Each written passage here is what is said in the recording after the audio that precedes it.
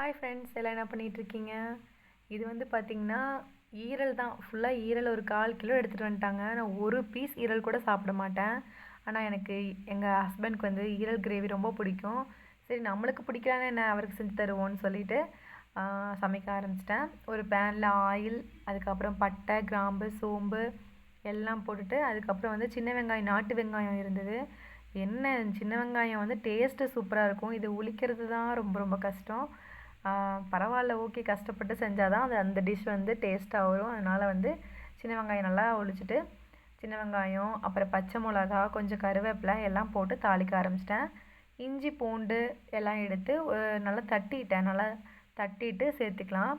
போட்டுட்டு நல்லா வதக்கி விட்டுடலாம். நல்லா அந்த பச்சை வாசனை போகிற வரைக்கும் வதக்கிட்டு, அப்புறம் பார்த்திங்கன்னா ஒரு தக்காளி, 1.5 தக்காளி, குட்டி குட்டி தக்காளி எடுத்து கட் பண்ணி அதையும் சேர்த்திக்கலாம்.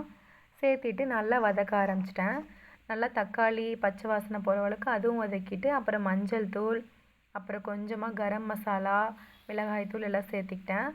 அப்புறம் ஈரல் எடுத்து நல்லா வாஷ் பண்ணிவிட்டு, ஒரு 2 டைம் 3 டைம் நல்லா வாஷ் பண்ணிவிட்டு அதுக்கப்புறம் சேர்த்திக்கிட்டேன். நல்லா வதக்க ஆரம்பிச்சிட்டேன். அந்த ஈரல் வந்து அப்படியே ஒரு கலர் மாறி வந்துட்டுருக்கு. அப்புறம் வந்து பார்த்திங்கன்னா கொஞ்சமாக மல்லித்தூள் போட்டுட்டு சிக்கன் மசாலா இருந்தது, அதுக்கப்புறம் அதையும் கொஞ்சம் சேர்த்திக்கலாம் அப்படின்னு சொல்லிட்டு சிக்கன் மசாலா கொஞ்சம் சேர்த்திட்டேன். அப்புறம் வந்து பார்த்திங்கன்னா கரம் மசாலா கொஞ்சம் போட்டுக்கலாம். கரம் மசாலா கொஞ்சம் அதிகமாகவே சேர்த்திக்கிட்டேன். நல்லா காரமாக நல்லா டேஸ்ட்டாக இருக்கும். போட்டுட்டு அதுக்கப்புறம் தண்ணி எவ்வளோ வேணுமோ தண்ணி ஊற்றிட்டு அதுக்கப்புறம் வேக வைக்க வேண்டியதுதான், அவ்வளோதான். தண்ணி வந்து ஓரளவுக்கு ட்ரையான உடனே இறக்கிற வேண்டியதான் ஃப்ரெண்ட்ஸ். அவ்வளோதான், ஈரல் கிரேவி ரெடி. இந்த மாதிரி வீடியோஸ்க்காக என்ன ஃபாலோ பண்ணிக்கோங்க, சப்ஸ்கிரைப் பண்ணிக்கோங்க. தேங்க்யூ.